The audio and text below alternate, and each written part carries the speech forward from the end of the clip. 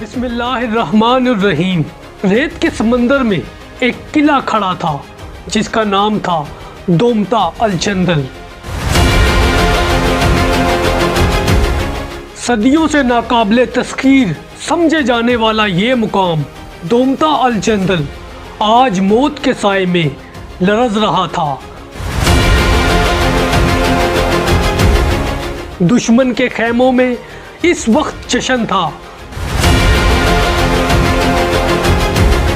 क्योंकि वो समझते थे कि अब हज़रत खालिद बिन वलीद रज़ी अल्लाह ताला अन्हो थक चुके हैं और उनकी तलवार अब मदहम पड़ चुकी है।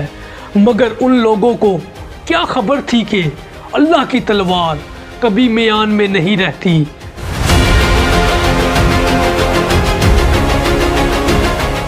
रात के अंधेरे और खामोशी में जब रेगजार पर घोड़ों की टापें गूंजने लगी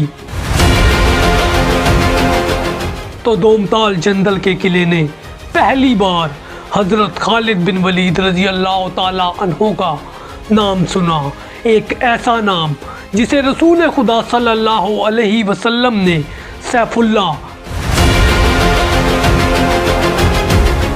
यानी अल्लाह की खींची हुई तलवार कहा।